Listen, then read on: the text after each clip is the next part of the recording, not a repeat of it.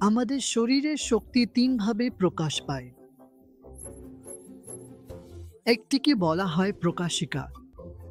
প্রকাশিকা হলো তোমার মধ্যে থাকা সচেতনতা, যা সচেতনতা সৃষ্টি করে। একই শক্তি বা প্রাণ শক্তির দ্বিতীয় প্রকাশকে বলা হয় পাচিকা, যা হজম করে এবং এগিয়ে নিয়ে যায়। এবং তারপর শক্তির তৃতীয় রূপকে বলা হয় দাহিকা, অর্থাৎ পোড়ানো। তাই সচেতনতা, সতর্কতা, জ্ঞান সবই প্রকাশিকা থেকে আসে। এটাই শক্তির একটি রূপ। তুমি কি সচেতন? 2, এখন শুধু লক্ষ্য করো তোমার শক্তির গুণমান কেমন আছে। তোমার যত বেশি শক্তি থাকবে, তত বেশি সচেতন থাকবে, তত বেশি তীক্ষ্ণ হবে, তত বেশি পর্যবেক্ষণশীল হবে।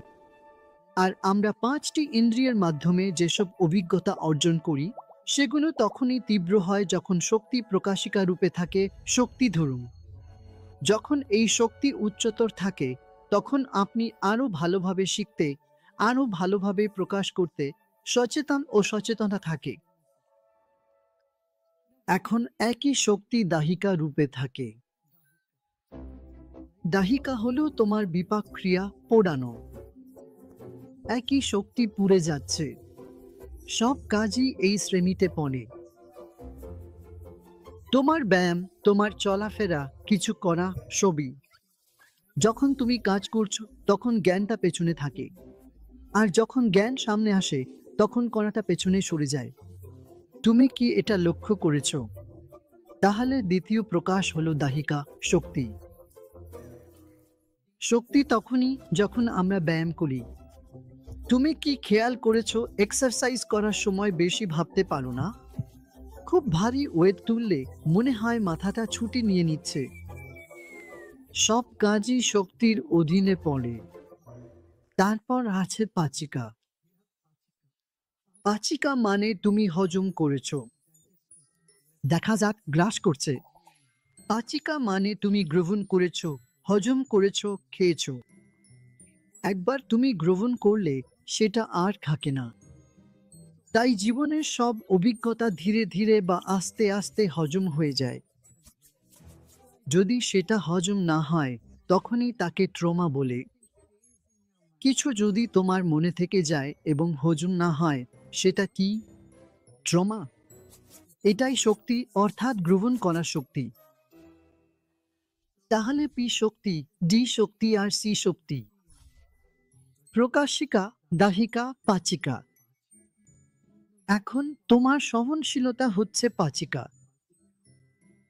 তোমার সহ্য শক্তি হচ্ছে পাচিকা, মানে সি শক্তি। তুমি কতটা নিতে পারো, তুমি কতটা যন্ত্রণা নিতে পারো, এটাই হজম করার ক্ষমতা দেখায়। জীবন অনেক রকম পরিস্থিতি, ঘটনা, অবস্থা সামনে আনে। যে শক্তিশালী সে সবকিছু হজম করে এগিয়ে যায়। তারা বসে থাকে না, ওহো এটা না, না, না, কান্নাকাটি আর কান্নাকাটি, এটা হয় না। তাই পাচিকা বা সি শক্তিকে জাগাও, যাতে তুমি সামনে এগিয়ে যেতে পারো। এটাই আমাদের জীবনে ঘটে। আমরা তিনটি অনুভব করি। কিছুটা হলেও তুমি তিনটিতেই আছো। আর কোনটা তোমার মধ্যে বেশি, কোনটা কখন প্রাধান্য পায়, এটাই নির্ধারণ করে আমরা সুখী না দুঃখী, আমরা কেমন আছি। যদি এই তিনটি শক্তি ভারসাম্যে থাকে আর তারা শক্তিশালী হয়, তাহলে সেটাই খুব সুখের জীবন, আনন্দময় জীবন, সুস্থ জীবন। ধরো তোমার শুধু প্রকা ও শক্তি আছে, প্রকাশিকা আর কিছু করার শক্তি নেই। দাহিকা একেবারেই নেই, এটা কোনো কাজে আসে না। একইভাবে তুমি শুধু কাজ করছো, কিন্তু তোমার পি শক্তি নেই, সি নেই, তুমি শুধু অতীত আঁকড়ে ধরে আছো, তাহলে সেটাও ভালো নয়। প্রাণ যত বেশি, তুমি তত বেশি শক্তি আর অভিজ্ঞতাকারীকে অনুভব করার ক্ষমতা পাও। এটা যেন তুমি আরো বেশি সচেতন হচ্ছ। আরো বেশি সচেতন হতে হলে শক্তি দরকার। তুমি যদি ক্লান্ত থাকো, যদি কোনো শক্তি না থাকে, তাহলে কি তুমি আরো বেশি সচেতন হতে পারো? অসম্ভব তাই না। তুমি যদি খুব ক্লান্ত থাকো, খুব ঘুম পাচ্ছে বা মন মরা লাগে, তাহলে তুমি কিছুই টের পাবে না। একইভাবে নিজেকে অনুভব করতে হলে তোমার প্রাণ দরকার।